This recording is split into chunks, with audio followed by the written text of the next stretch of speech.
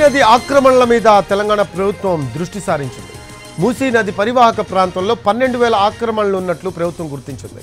మూసీ ఆక్రమణల తొలగింపు బాధ్యతను హైడ్రాకు అప్పగించింది ప్రభుత్వం. రేపటి నుంచి మూసీ నది పరివాహక ప్రాంతంలో ఆక్రమణలను తొలగించనున్నారు హైడ్రా అధికారులు. మూసీ నది ప్రక్షాళనలో భాగంగా 55 కిలోమీటర్ల మేర అభివృద్ధి చేయాలని కాంగ్రెస్ ప్రభుత్వం నిర్ణయించింది. మూసీ పరివాహక ప్రాంతంలో ఇళ్లను కోల్పోయే నిర్వాసితులకు డబుల్ బెడ్రూమ్ ఇళ్లను కేటాయించనుంది ప్రభుత్వం.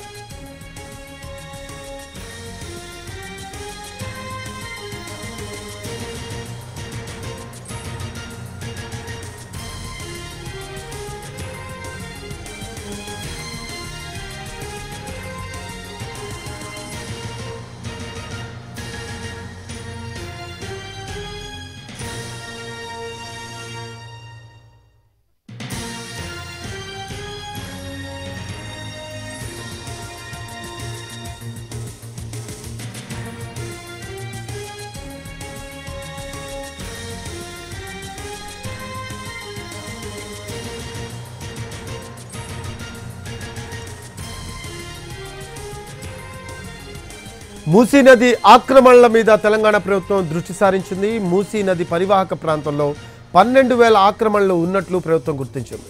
మూసీ ఆక్రమణల తొలగింపు బాధ్యతను హైడ్రాకు అప్పగించింది ప్రభుత్వం. రేపటి నుంచి మూసీ నది పరివాహక ప్రాంతంలో ఆక్రమణలను తొలగించనున్నారు హైడ్రా అధికారులు. మూసీ నది ప్రక్షాళనలో భాగంగా 55 కిలోమీటర్ల మేర అభివృద్ధి చేయాలని కాంగ్రెస్ ప్రభుత్వం నిర్ణయించింది. మూసీ పరివాహక ప్రాంతంలో ఇళ్లను కోల్పోయే నిర్వాసితులకు డబుల్ బెడ్రూమ్ ఇళ్లను కేటాయించనుంది ప్రభుత్వం.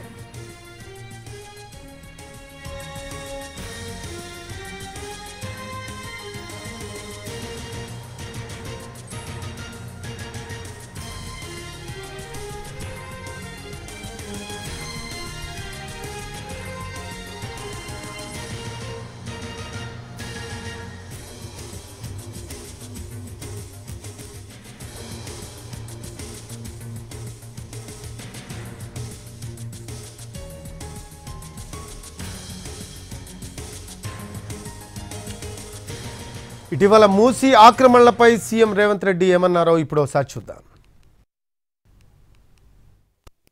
మూసీ పరివాహక ప్రాంతంలో పేదలు ఆక్రమించుకొని ఉన్నారు.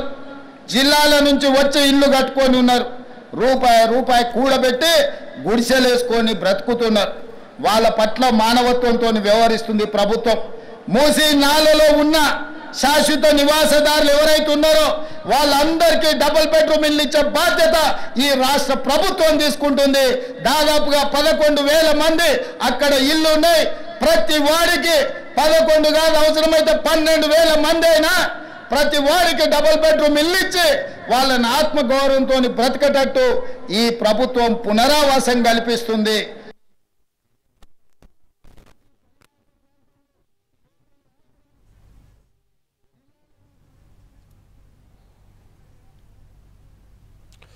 దీనికి సంబంధించి లేటెస్ట్ అప్డేట్స్ మా కరెస్పాండెంట్ ప్రేమ్ అడిగి తెలుసుకుందాం. ఫోన్ లైన్లో అందుబాటులో ఉన్నారు. ప్రేమ్, మూసీ నది ఆక్రమణల మీద తెలంగాణ ప్రభుత్వం దృష్టి సారించినట్టు తెలుస్తోంది. రేవంత్ రెడ్డి చెప్పినట్టే మూసీ ప్రక్షాళనకు ఈరోజు దీనికి సంబంధించి మూసీ నది పరివాహక ప్రాంతంలో ఉన్న 12,000 ఆక్రమణలను ప్రభుత్వం గుర్తించి తొలగించాలి అని చెప్పి కృతనిశ్చయంతో ఉన్నట్టు మనకు సమాచారం అందుతుంది. రేపటి నుంచి ఈ ఆపరేషన్ స్టార్ట్ అవుతుంది. సో దీనికి సంబంధించి లేటెస్ట్ అప్డేట్స్ ఏంటి ప్రేమ్? అలాగే వాళ్ళకి ప్రత్యామ్నాయంగా ఏం చూపిస్తూ ఉన్నారు? Thank you Rafi.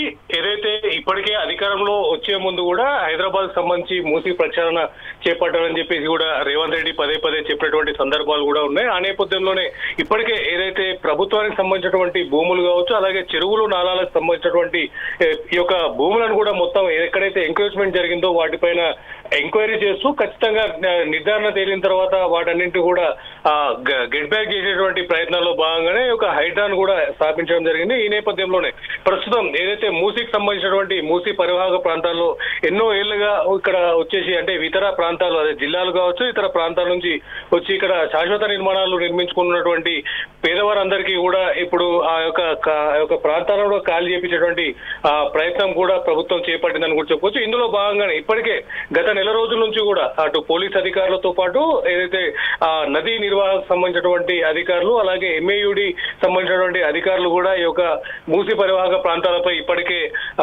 ప్రక్షాళన ప్రారంభం చేశారని కూడా చెప్పుకోవచ్చు. ఇప్పటికే దీనికి సంబంధించినటువంటి పూర్తి స్థాయిలో సమీక్ష సుమారు నెల రోజుల పాటు కూడా పూర్తిగా ఎంక్వైరీ చేసి సుమారు 12,000కు పైగా ఈ యొక్క నిర్మాణాలు కూడా ఈ యొక్క మూసీ నది పరివాహక ప్రాంతాల్లో నిర్మించారని చెప్పేసి కూడా ఒక రిపోర్ట్ అయితే CMOకు పంపించారని కూడా చెప్పుకోవచ్చు. ఈ నేపథ్యంలోనే తాజాగా రేవంత్ రెడ్డి కూడా మాట్లాడుతూ వీటన్నింటినీ ఖాళీ చేయించే దశలో కూడా అంటే ఏదైతే పేదవారు ఇతర జిల్లాల నుంచి కావచ్చు ఇతర రాష్ట్రాల నుంచి కావచ్చు వచ్చి శాశ్వతంగా కొన్ని ఏళ్ల తరబడి ఆయా ప్రాంతాల్లో నివాసితంగా ఉంటున్నటువంటి పరిస్థితి ఉన్న నేపథ్యంలో కూడా వారందరికీ కూడా ఆల్టర్నేటివ్ గా ఇప్పటికే గత ప్రభుత్వం నిర్మించినటువంటి డబుల్ బెడ్రూమ్లు చాలా ప్రదేశాల్లో కూడా ఖాళీగా ఉన్నటువంటి డబుల్ బెడ్రూమ్లలో ఈ అందరికీ కూడా అక్కడ షెల్టర్ కల్పించేటువంటి అవకాశాన్ని కల్పిస్తామని చెప్పేసి కూడా ఇప్పటికే రాష్ట్ర ముఖ్యమంత్రి రేవంత్ రెడ్డి కూడా తెలియజేశారు. దాంతో పాటు కూడా మిగిలిన వారికి మరొక చోట కూడా నివాసితంగా అవసరమైనటువంటి ఏర్పాట్లు కూడా చేస్తామని చెప్పేసి కూడా చెప్తున్నారు. ఈ నేపథ్యంలో ఏదైతే ఈ ప్రస్తుతానికి ఉన్నటువంటి ఈ 12,000 పైచిలుకున్నటువంటి ఒక నిర్మాణాలను కూడా పూర్తి స్థాయిలో తొలగించే ప్రయత్నం చేయబోతుందని కూడా చెప్పుకోవచ్చు. దీనికి సంబంధించిన కార్యక్రమాన్ని కూడా రేపు హైడ్రా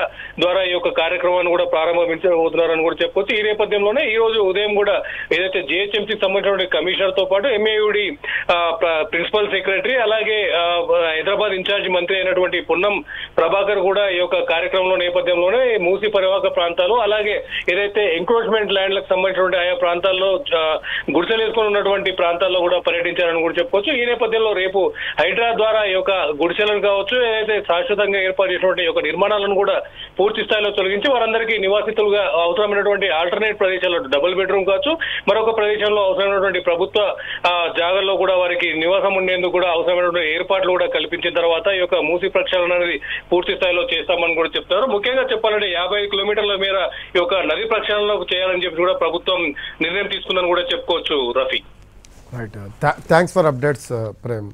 రైట్, అది మొత్తం మూసీ నది పరివాహక ప్రాంతంలో 12,000 ఆక్రమణలు ఉన్నట్లు ప్రభుత్వం గుర్తించింది.